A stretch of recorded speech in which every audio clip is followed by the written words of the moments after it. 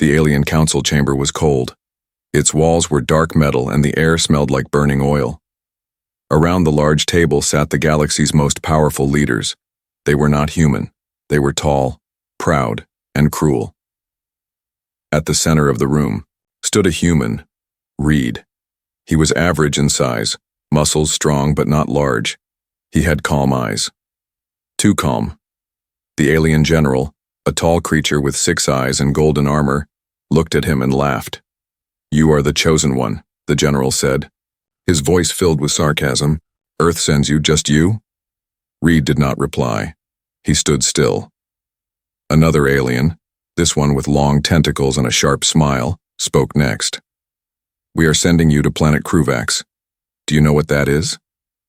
Reed nodded slowly. "The beast planet."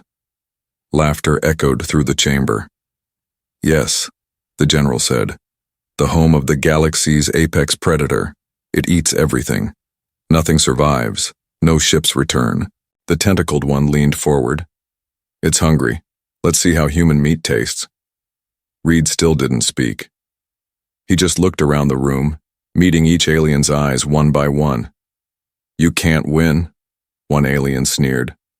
"I'm not here to win," Reed said quietly. "I'm here to meet the beast." Silence.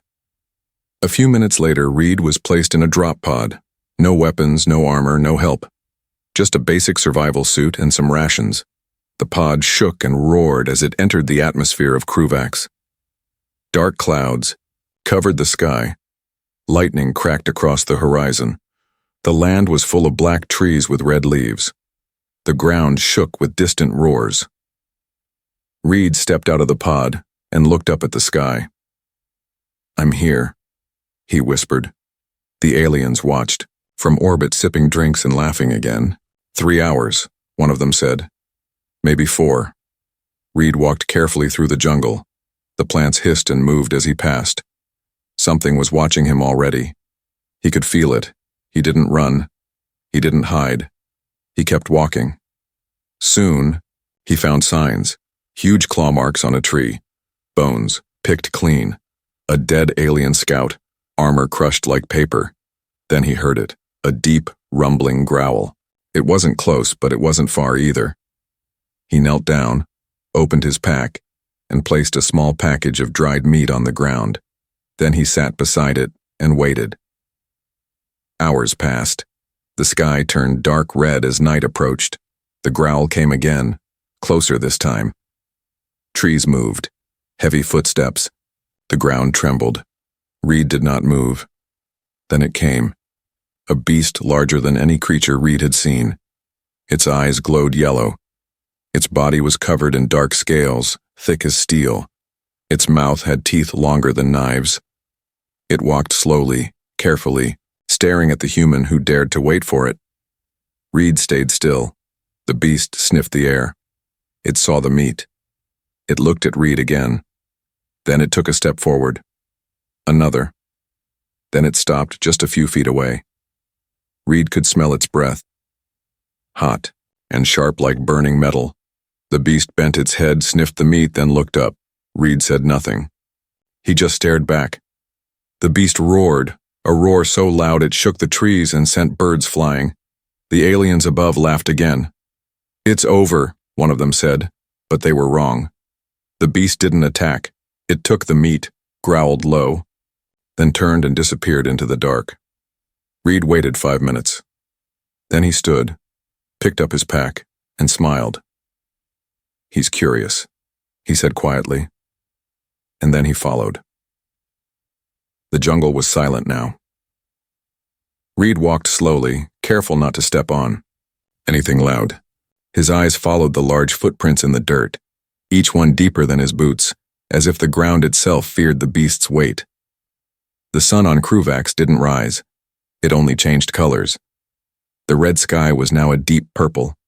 Strange birds flew overhead, silent as shadows. Reed had one goal: follow the beast. He didn't plan to kill it. He didn't even plan to fight it. He just wanted to understand it. Hours passed. He moved through vines, jumped over fallen trees, and crossed a stream with glowing water. His body was tired, but his mind stayed sharp. Then he saw it. Not the beast, but blood, thick, dark, and fresh. He followed the trail until he reached a rock wall.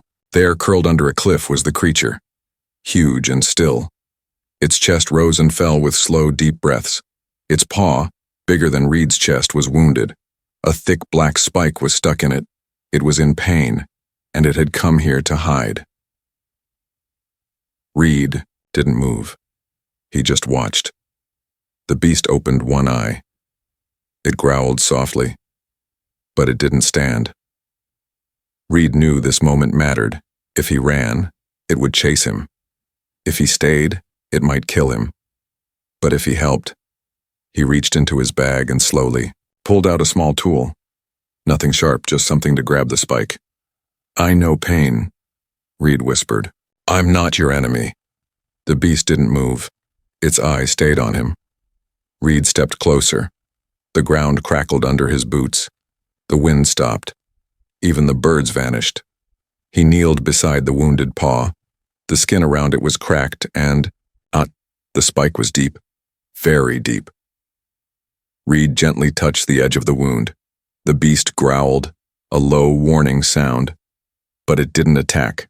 With a slow breath, Reed gripped the spike and pulled. The beast roared, so loud the cliff shook. Reed fell backward, but the spike came out. The beast did not kill him. It looked at him, bleeding, breathing, watching. Reed dropped the bloody spike and backed away. Then something happened. The beast lowered its head, not in defeat, in acknowledgement. It didn't speak, but something passed between them. A strange silence, a shared understanding. One wounded creature, and one who chose to care. Reed stayed close, but not too close. He made camp nearby, always in sight of the beast. All night, he stayed awake. He expected an attack, but none came. In the morning, he opened his eyes to find a large dead animal beside him, still fresh, still warm. He stood in shock. The beast had brought him food, not as prey, but as a gift. Reed sat by the fire, staring at the huge animal the beast had brought. It was heavy, fresh, and unlike anything he'd ever seen. Long limbs, sharp tusks, and glowing green blood.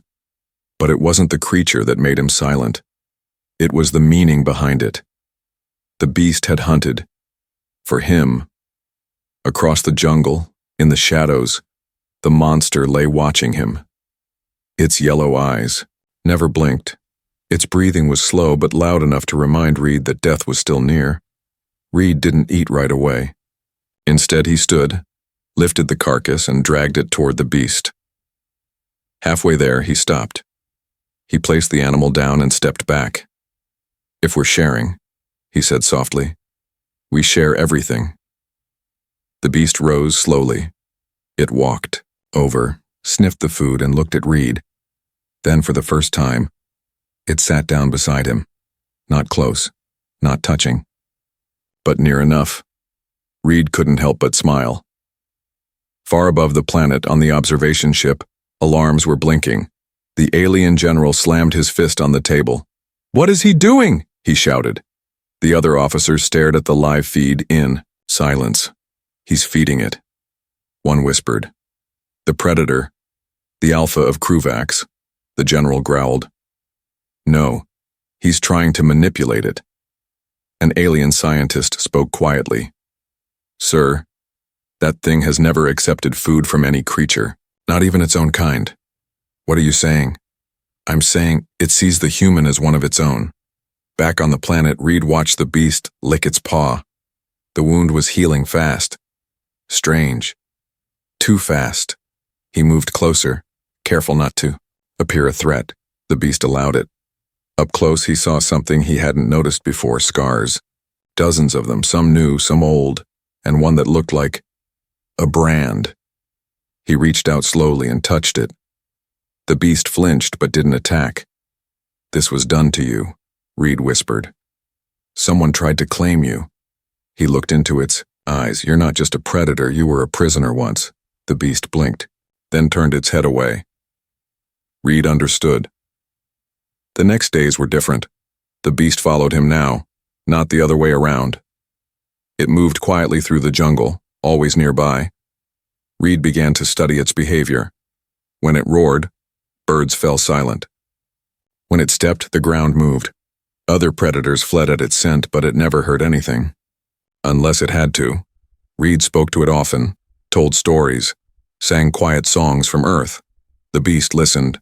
At night, it curled nearby, like a shadow protecting him. Meanwhile, the alien council watched in growing fear. "This is impossible." One whispered, "He's done what our best hunters couldn't do." "He's not a hunter," the general growled. "He's a human, and humans adapt." They had planned to humiliate Earth. Now they were watching a legend form in real time. One morning, Reed stood at the edge of a cliff looking over the misty valley below. The beast came beside him and growled low. "What do you see?" Reed asked. The beast didn't answer, but its body grew tense. Suddenly they heard something. Ships, engines, troops, alien dropships were entering the sky. "They're coming back," Reed said. He looked at the beast. "Are you ready?" The beast growled deep. Reed placed his hand on its massive shoulder. "So am I." The ships in the sky disappeared after circling once. They didn't land, they didn't fire. They just watched. Reed and the beast stood side by side on the cliff, unmoving like ancient statues. That night, the jungle was different. No roars. No growls. Everything stayed silent. Even the wind seemed to hold its breath. The beast lay beside Reed now, not behind him. Its giant head rested on the ground near his boots. And when Reed told a quiet story from his childhood, he could hear the creature's breath slow, like it was listening. The next morning, Reed started building something. Not a weapon. Not a trap. A shelter. Using broken branches, vines, and sharp stones, he built a small structure near a cave wall, just big enough for two. The beast watched with its glowing eyes, tilting its head, like a curious child. When Reed cut his hand on a sharp rock, the beast moved fast. It sniffed his wound and licked it. The human froze. But then, something stranger happened. His wound began to close. Reed stared in shock. "What are you?" he whispered. Up above, in the alien command ship, alarms rang again. His blood pressure dropped. His wound healed. The alien scientist ran tests on the screen. The beast's saliva is repairing his cells at an unnatural speed. "Are you saying he's mutating?" the general snapped. "No," the scientist replied. "I'm saying he's becoming something new," the general growled. "Kill them both." "But sir, I said drop a bomb. Now." Back on the ground, Reed stood by the beast, unaware that death was falling from the sky. But the beast knew. It lifted its head, sniffed the air, then growled so loud the cliff cracked. It lunged toward Reed, grabbed him with its teeth carefully, and ran, faster than anything alive. Behind them, the sky turned bright white. Then, boom, a massive fireball swallowed the valley. Trees exploded, rocks melted, smoke rose high into space. Hours passed. The council believed them dead. One alien said, "We can finally move on." Another said, "Earth will not forget this." But then, on the edge of the crater, something moved. A huge shadow walked through the fire. And beside it, the human. Unburned. Unbroken. Reed stood with ash on his shoulders, his face hard as stone. The beast let out a roar that echoed across the stars. They had survived. The next few days, everything changed. The jungle itself responded to the beast's roar. Other monsters fled. Even the plants seemed to move away from them. Reed found old ruins buried deep in the forest, walls covered in carvings. They showed something impossible. Humans. And the beast, kneeling before them. "It's happened before," Reed whispered. "Long ago." The beast lowered its head, touching the stone. Maybe it remembered, or maybe It was waiting for someone like Reed all along. Meanwhile, fear spread through the galaxy. News broke out. The human lives, and the beast follows him. Crowds watched the footage. Some cheered, some panicked. Alien soldiers whispered about rebellion. Others spoke of prophecy. The human had become a symbol, and symbols were harder to kill than monsters. That night, Reed sat by the fire, rubbing his hands. The beast rested nearby, calm and quiet. Reed looked at the stars above. "They're going to come," he said, "not just to kill us, but to control us." The beast didn't move, but its eyes glowed brighter. It understood. Reed leaned back against the rock and smiled. "You're not my pet." He looked over.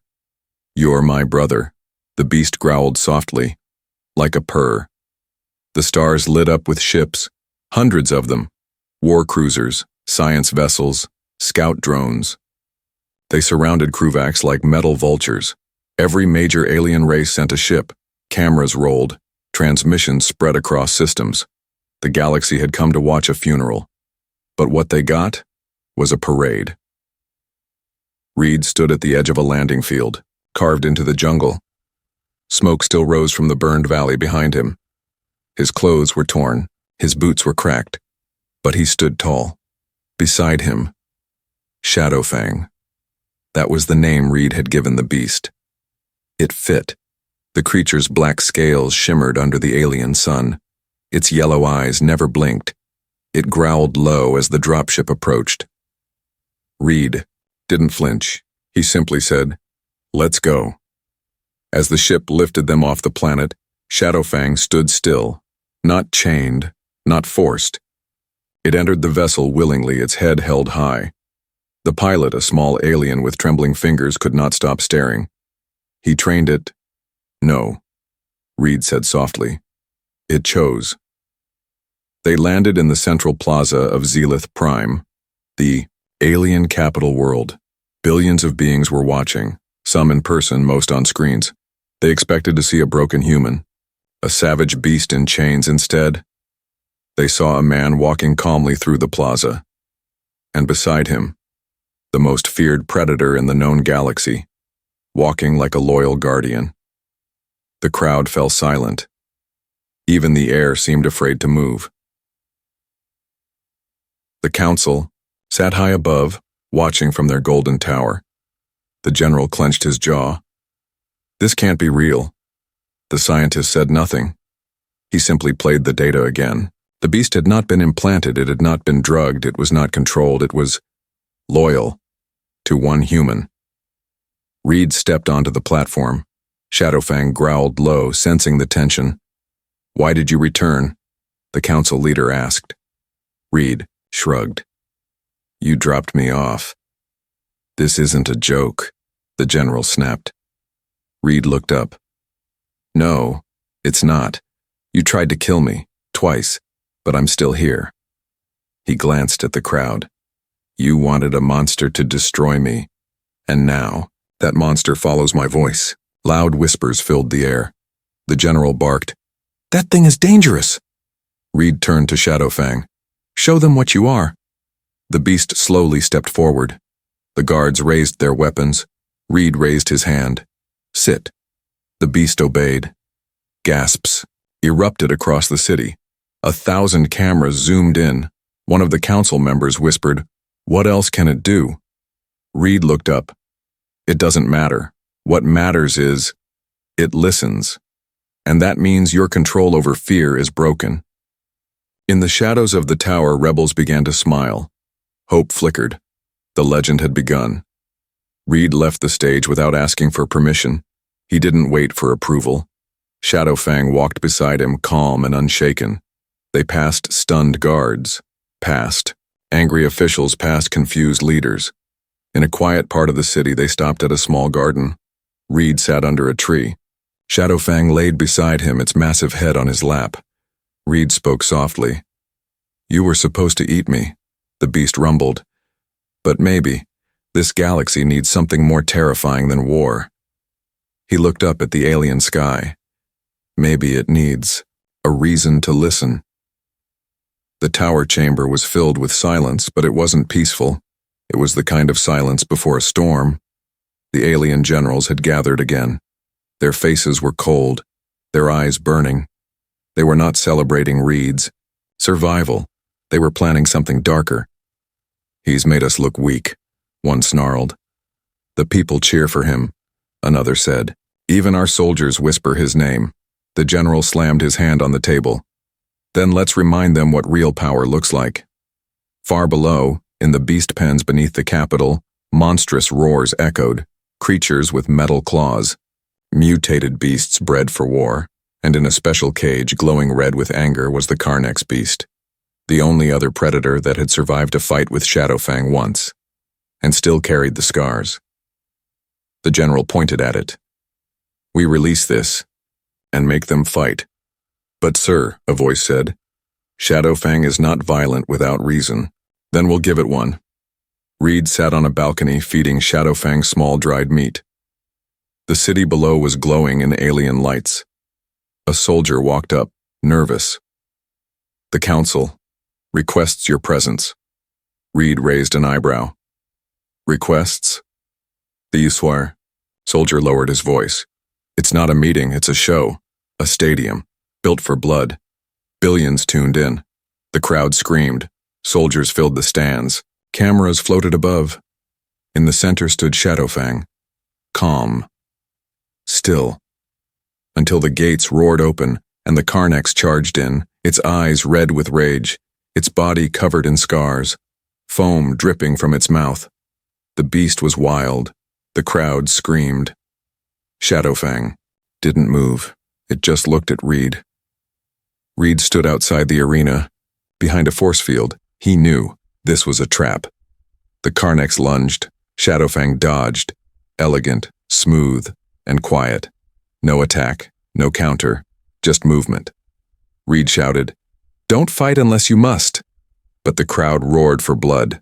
The Carnex attacked. Again. This time it grazed Shadowfang's leg. A shallow cut, but real.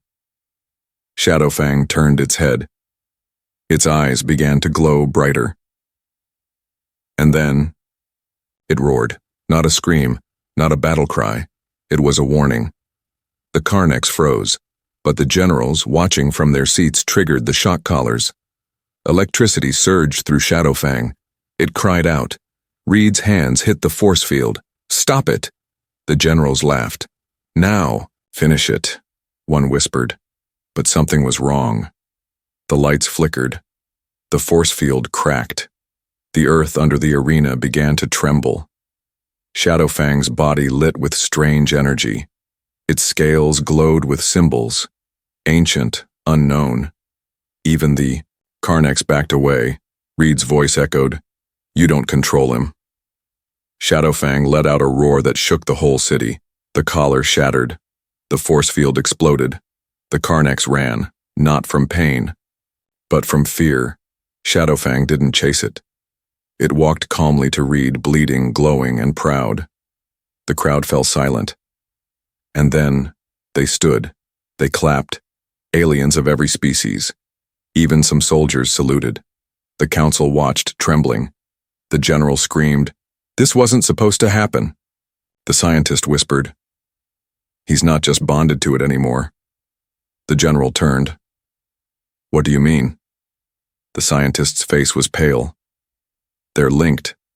Their minds, their wills. It's not human and beast anymore." He turned the screen. "It's something new." That night, the alien galaxy changed. Reed was no longer just a survivor. He was a living legend. And beside him was not a monster, but a king of monsters, who bowed to no one but him. The sky above Zelith Prime stayed quiet that night. No fireworks, no parades, just silence. A silence too loud to ignore, because something had shifted. The galaxy had witnessed a human walk beside death and smile. It had seen a monster refuse violence, even when pushed. And now, the powerful were afraid, not of claws, not of roars, but of what they couldn't control. Reed sat alone in the garden again. Shadowfang lay beside him, bandaged and silent. Alien children had come earlier to leave flowers, near the beast. Soldiers had saluted without orders. Even merchants offered fruit and food for free. Reed had smiled. Shadowfang had purred. But now, night had come, and with it, the final choice. A message arrived, broadcasted across all major systems. Reed, of Earth, the Council has summoned you, alone. Come to the Hall of Verdict. The Hall of Verdict was ancient, older than most civilizations. Its floor was smooth stone. The ceiling opened to the stars. The Council sat high above on black chairs, their faces unreadable. Shadowfang waited outside, watched by drones and guards. Reed stood in the center, calm as ever. You disobeyed protocol, one alien said. You defied orders, said another. You embarrassed us, growled the general. Reed looked up slowly. No, he replied. You did that yourselves. The hall fell silent. You sent me to die. I lived. You sent a beast to kill me. It followed me. You tried to break us. We became stronger. The council leader leaned forward. And what do you want now, human? Reed smiled softly. Nothing. Shock passed through the chamber. I didn't come for revenge or power. I came to survive. And when I saw what your galaxy does to those it fears, he paused. I couldn't walk away. He stepped forward. You don't need to fear Shadowfang or me, but you will if you keep choosing fear over change. Outside, the guards began to lower their weapons. Shadowfang sat calmly, waiting. Inside, the council leader spoke again. And if we don't change, Reed's voice turned cold, then you'll face not a human, and not a beast, but something new. That night, something even bigger happened. Not with weapons, not with war, but with whispers. Across planets, systems, colonies, beings of every kind began to speak one name, Reed, and with it, another name, Shadowfang. The old galaxy cracked that night, not broken by force, but by trust, a bond between two creatures no one believed could ever stand side by side. Weeks passed. Reed refused all titles. He turned down gold, palaces, and power. Instead, he created something new, the Pact, a council of humans and aliens. Warriors and beasts. Together they would protect, not conquer. They would guide, not rule. Shadowfang stood beside him at every meeting. When new species arrived, afraid and alone, they were greeted not by threats, but by Reed's calm voice, and the soft growl of the galaxy's most feared protector. Legends grew. They said Shadowfang roared so loud once, it stopped a war. They said Reed once faced down 5 warlords, and simply said, he's watching. And they left. One day, a child asked Reed, are you the alpha of the galaxy now? Reed smiled. No, he said, looking at Shadowfang. He is. The beast growled low, then laid its head in the child's lap. The girl laughed, and the stars watched. Final line, powerful ending. He was sent to die alone, but he returned with a monster who chose him. Now together, they lead not through fear, but through respect.